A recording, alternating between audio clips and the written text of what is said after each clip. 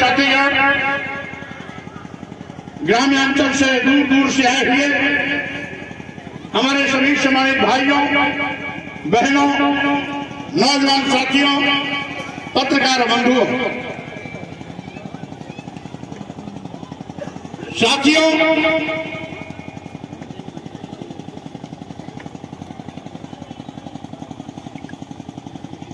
आज हम सभी लोग भारतीय संविधान की चिंता के साथ यहां पर इकट्ठे हुए हैं।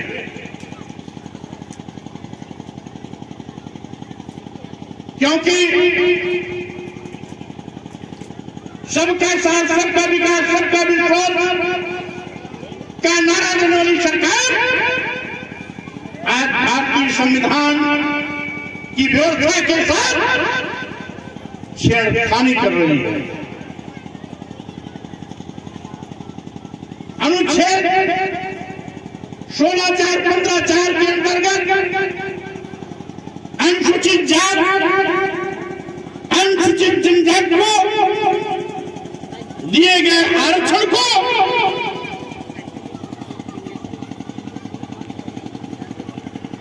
खत्म करने की कोशिश कर रही है।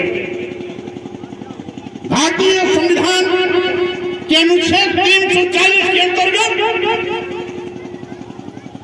बाबा साहब डॉक्टर अम्बेडकर ने केंद्र और प्रदेश सरकारों को इस बात का निर्देश दिया था कि समय समय पर सामाजिक शैक्षणिक पिछड़ेपन के आधार पर सरकारें आयोग का गठन करेंगी और साथ ही साथ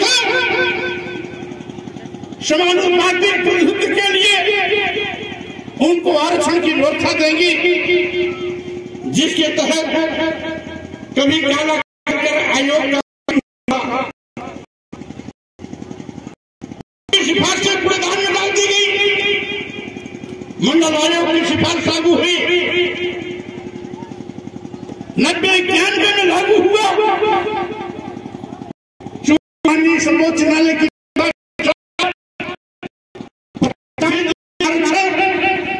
नहीं दिया जा सकता, इसलिए 52% पिछड़ों के आरक्षण के साथ मात्र 27% आरक्षण। लेकिन आज डबल की सरकार अनुसूचित जाति, अनुसूचित जनजाति के साथ साथ पिछड़ों की आरक्षण को भी खत्म करने का दुस्साहस कर रही है। डबल इंजन की सरकार जब से बनी,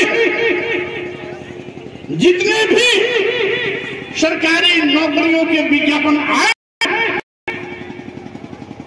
उन सब में विज्ञापन में कभी शून्य कर दिया जाता है, कभी अनुसूचित जाति को शून्य कर दिया जाता है और कभी के आरक्षण को शून्य कर दिया जाता है। यही नहीं, मेडिकल कॉलेजों में बड़े पैमाने पर professor, reader, associate professor, assistant professor के पद खाली हैं।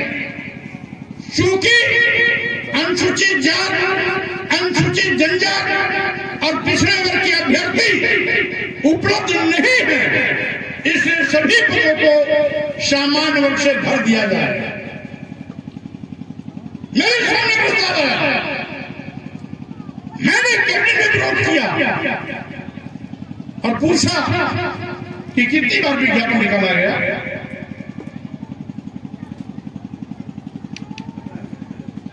एक बार पूछा, 2 बार पूछा, उत्तर नहीं आया, तो हमको डबल करके पूछना पड़ा, क्या बहरे हो?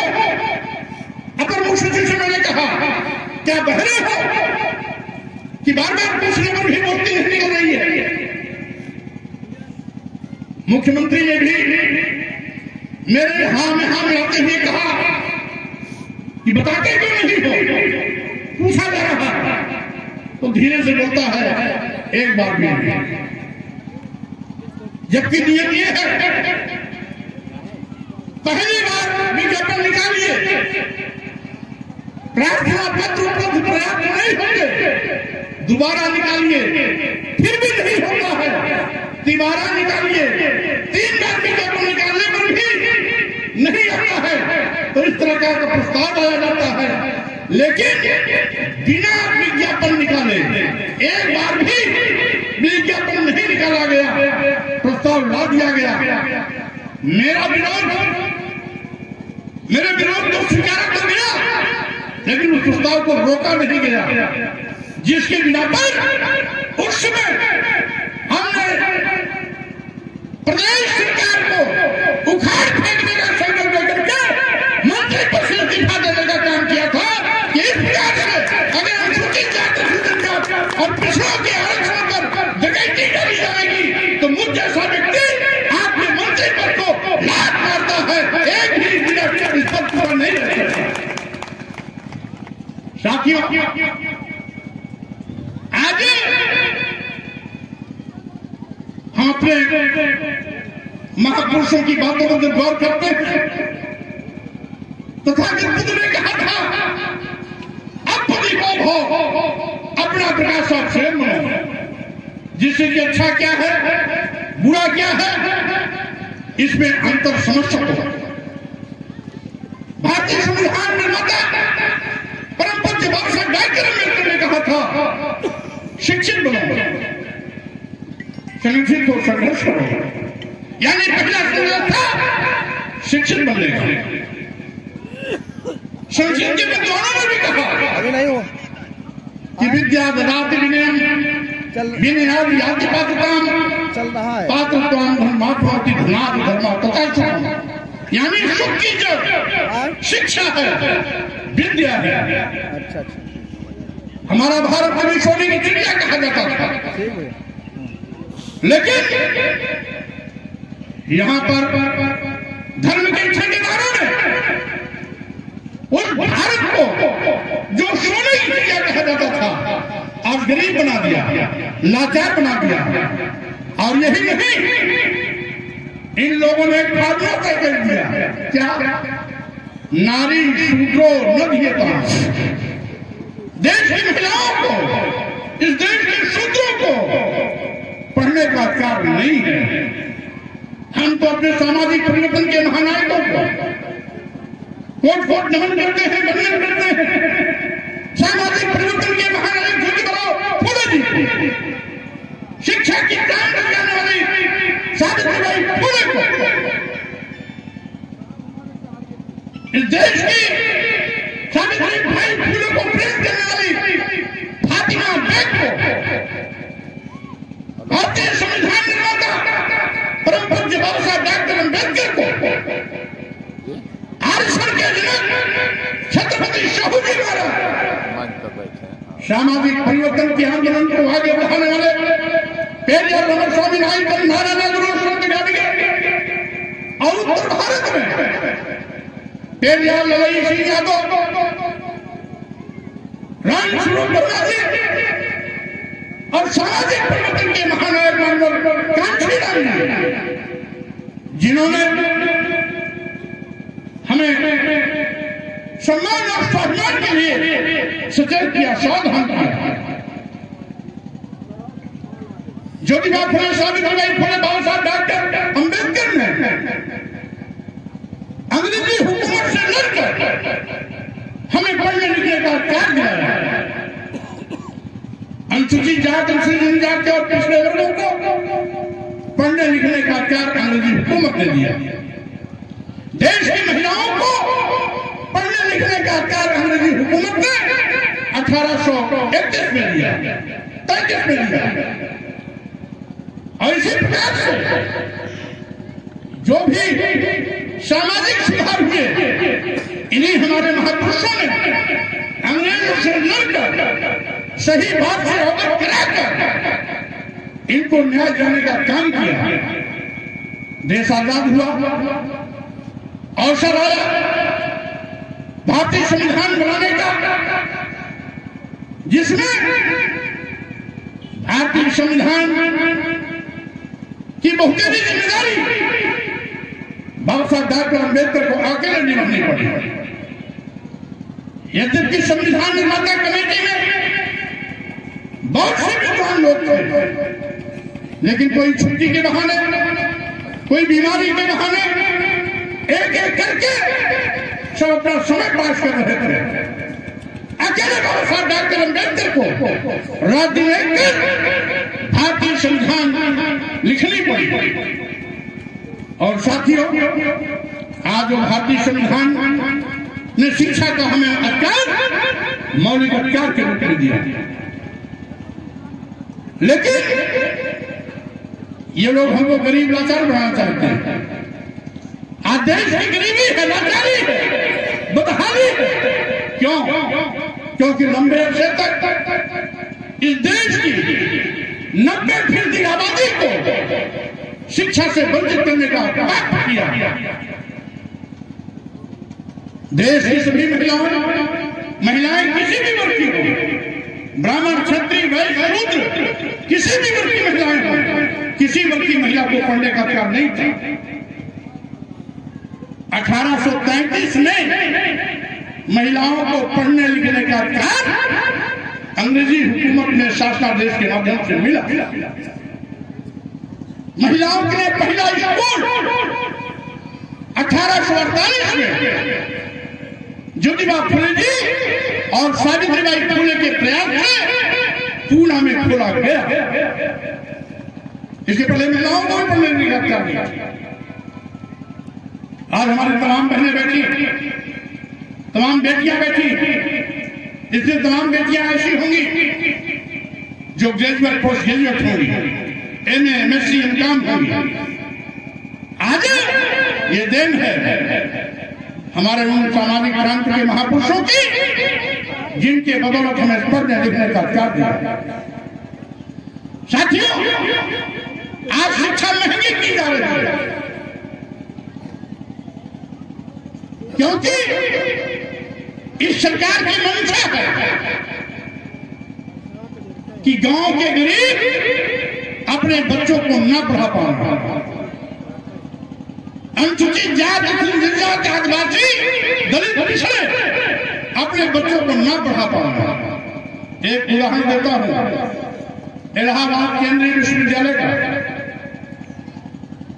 जहां पर 400 रुपए फीस को बढ़ा के 4000 रुपया किया गया। BA की फीस 400 रुपए थी, उसे 4000 किया गया। BCom की फीस 450 रुपए थी, उसे 4500 किया गया।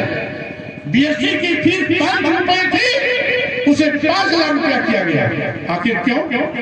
इसलिए कि गुरहु, कटवारू, सुमारू, मंगरू की बेटी बेटा हायर एजुकेशन से वंचित हो।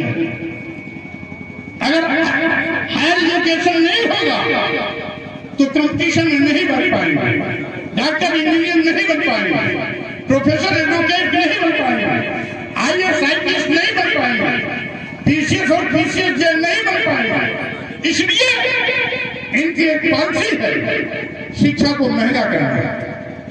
और साथियों, मैं ये भी कहना चाहता हूं, आज गरीबी लाचारी का सबसे बड़ा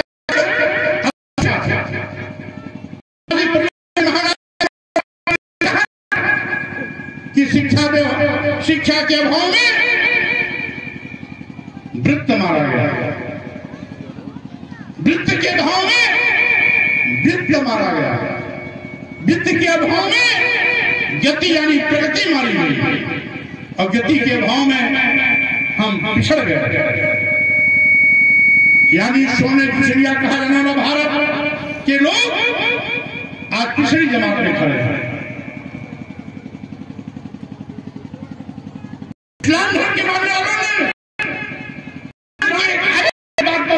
दिखा, मुस्लिम समाज को अपील कि इल्म चीन जाना पड़े तो जाना, लेकिन इल्म हासिल जरूर करना। उसी शिक्षा को ये खत्म करने की कोशिश कर रहे हैं।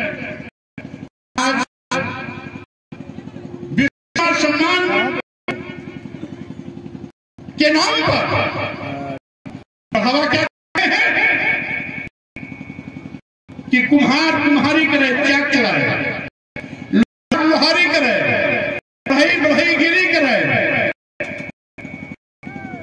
सब्जी बेचने वाला उसी की नौकरी दी जा रही है। आज ग्रेजुएट पोस्ट ग्रेजुएट लड़के 8,000, 9,000, 10,000 पर नौकरी कर रहे हैं। 8,000, 9,000, 10 पर नौकरी करने वाला व्यक्ति खुद तो कर सकता है, लेकिन अपने परिवार को क्या खिलाएगा, अपने माई बाप को क्या देगा? अगर वो छोटे शहर में भी रहता है तो 9-10 हजार में आधा किराए में चला जाएगा, आधा उसके खाने में चला जाएगा, यानी खुद भी ठीक से नहीं खा पाएगा और खाना भी खा लेगा तो कपड़ा लत्ता अपने लिए नहीं बना पाएगा। यह हालात है साथियों। आज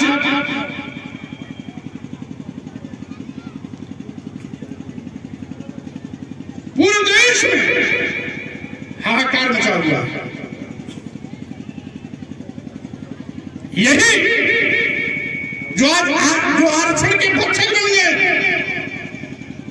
जो संविधान को खत्म करने की कोशिश कर रहे हैं, सत्ता में आने के पहले अपने चुनावी एजेंडे में कहा था हम देश में 2 करोड़ लोगों को नौकरी देंगे।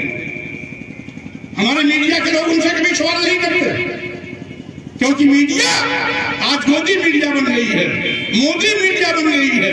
वो सरकार के खिलाफ लिख नहीं सकती है, सरकार के खिलाफ बोल नहीं सकती है।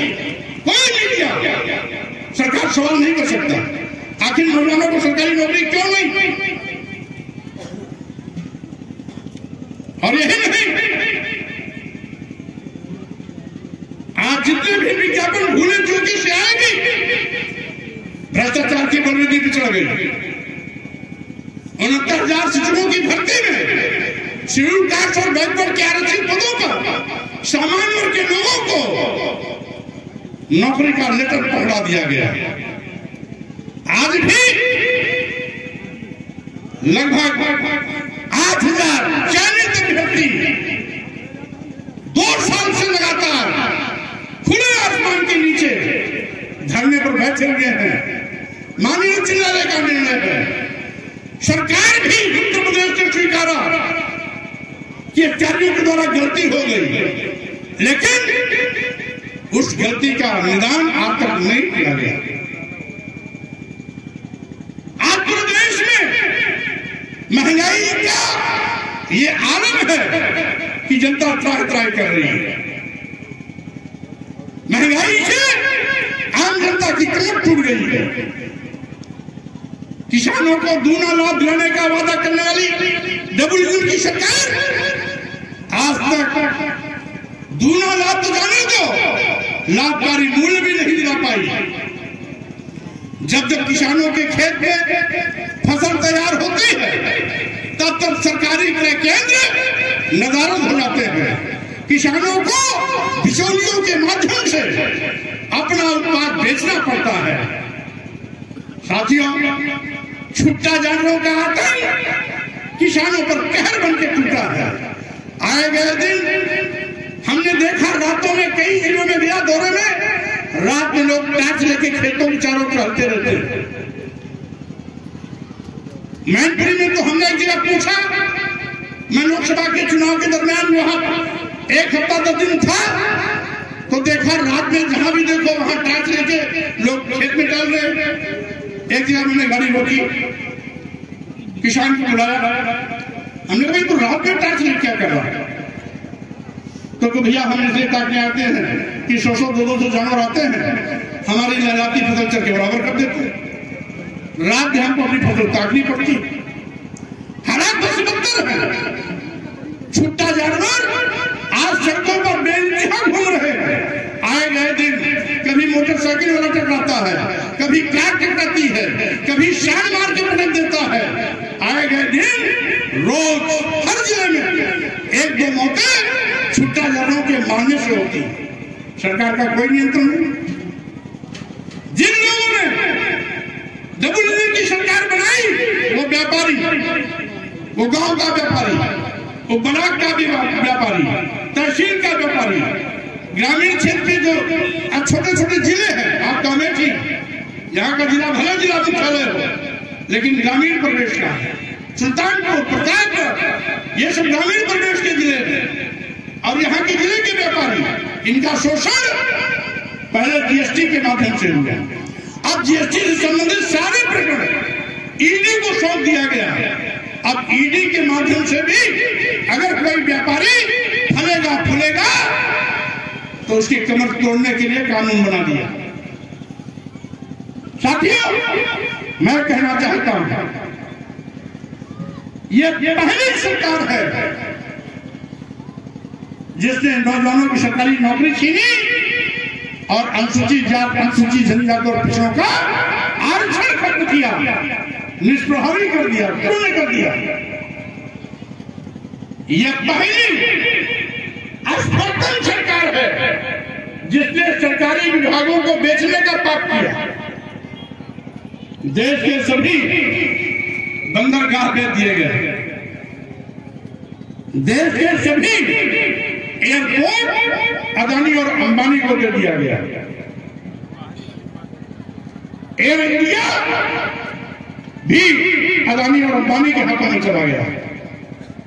देश के सारे रेलवे स्टेशन का मैनेजमेंट व्यवस्था अदानी और अंबानी के हाथों चला गया।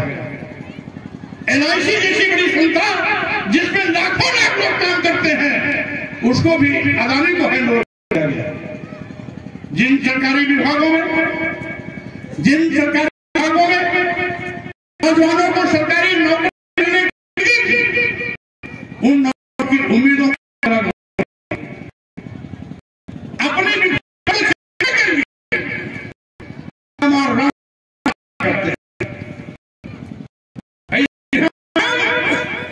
हजारों साल से पूजे जा रहे हैं।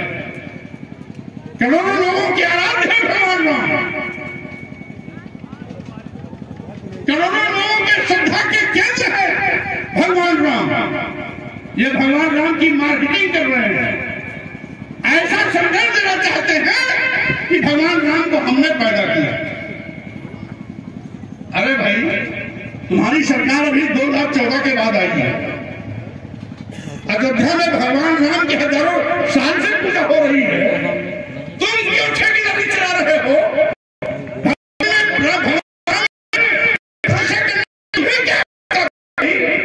हमने तो सुना था स्कूल में जब पढ़ा था तो पढ़ाया जाता था, कहते थे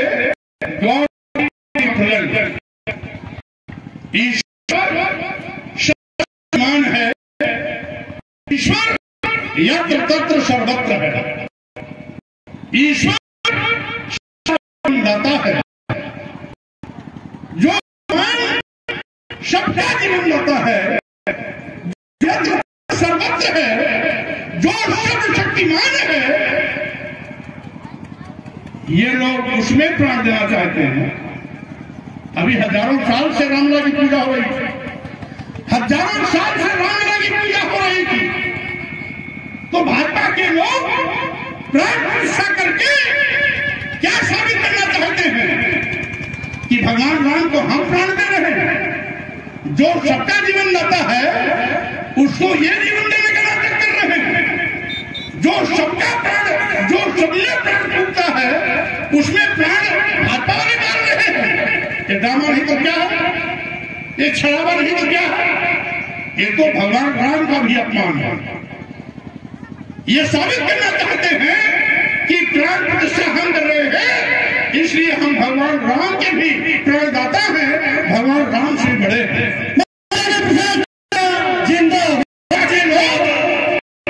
भाजपा के लोग अपने को भगवान से भी करना चाहते हैं, क्योंकि प्राण प्रतिष्ठा वाला बड़ा होता है, और भगवान राम को अगर प्राण प्रतिष्ठा तो इसका मतलब है ये साबित करना चाहते हैं हम भगवान राम से ही बड़े हैं। क्या है? जिन भगवान की पूजा रही हो उसमें प्राण प्रतिष्ठा का दिखा क्यों, उसमें प्राण करने का क्यों? साबित करना चाहते हैं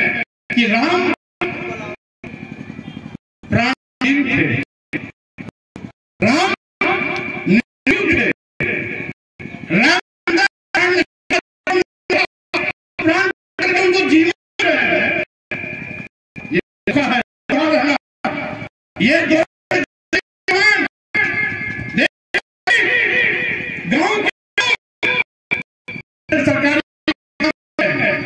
सरकारी का हिसाब खराब न किसान दूने कीमत की न करे, किसान अपनी समस्या की न करे, व्यापारी शोषण का जिक्र न करे, तरीके से उद्योगपतियों के हवाले सरकारी विभाग करते जा रहे हैं, इस पर कोई सवाल न पूछे। आज आरक्षण खत्म हो रहा है, इस पर कोई गुस्सा सड़क पर न आए, इसलिए राम के बहाने, धर्म के बहाने देश की जनता की आंख में धूल झोंकने की कोशिश कर रहे हैं।